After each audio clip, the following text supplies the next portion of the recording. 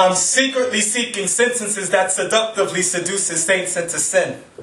I want to speak death to resurrection from here, there, and back again. Rewind time to the beginning before there was earth nor men, and bear witness to the decree and the declarations of the first word spoken. Come back forward fast, and if you ask the penny for my thoughts, in return I offer you a token, and tell you about the time that I witnessed the original wordsmith speak the original words with authority. Before all this happened, there was no supremacy nor minority, creed, color, or race, life nor death, time nor space. Place did not even have a place. It was just there where there was no there, where there was where. And all its existence seemed to cease in existence once the first words were spoken into the air, which was not even there. And it not just came, it became. And when it became, everything becomes manifested. Heaven, earth, creature, and sea. And on the seventh day it rested. And God blessed it to its perfection because it was full of satisfaction. Because words were not able to kill Abel, because Abel was killed by action. And as time moved along, words followed suit to action and lost its place. Words became curses, lies, and fake. Words became hurt, depression, and heartache. Words were used for defense and attack and used in anguish. Words were once spoken proper, then became broken language. And at the time, upon a time, there was a time when words were spoken into nothing, and that nothing became manifested into something. And then time moved on. Now words being spoken into something, and that something is being manifested into nothing.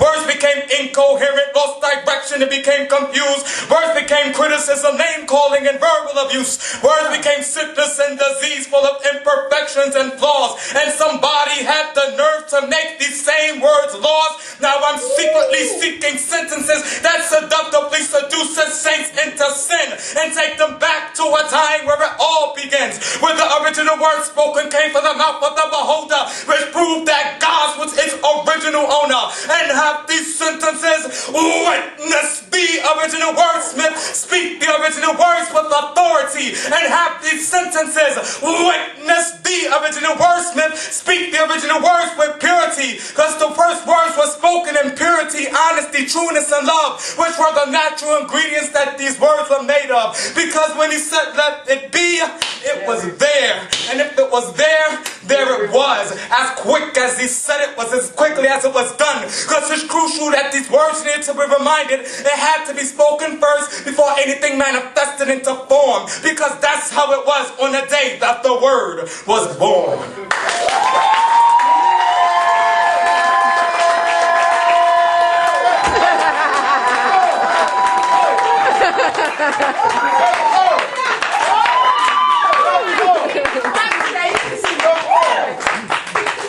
So who told the earth where to stand in orbit? And who told the sun where to hide till the morning? And who told the waves how to rise and to crash? And who separated the dirt from the grass? And who told the water how far to come upon the land? Who got a number for each and every hair strand? Who got a name for every star, which is innumerable as the sand? Before he said let there be, who had the master plan? Who separated the darkness from the light and called the light one day and called the dark one night? Who creatively created all creations? Who specified specifically the specifics of its specifications? Like telling the eagles to fly and telling the bears to crawl. Like telling the flowers to grow short and the trees to grow tall. Like telling time to be constant and to never stop. Like telling the waves how to rise and how to drop. Who shifted earthquakes with earthquakes and everything stays balanced? Who makes understanding with wisdom to bring forth knowledge? Who has the earth tremble at his voice? Who gave us free will and free choice? Who have us worship him in all we do? Who give us the reason to rejoice? Who kept death bound to refrain so our life would be sustained?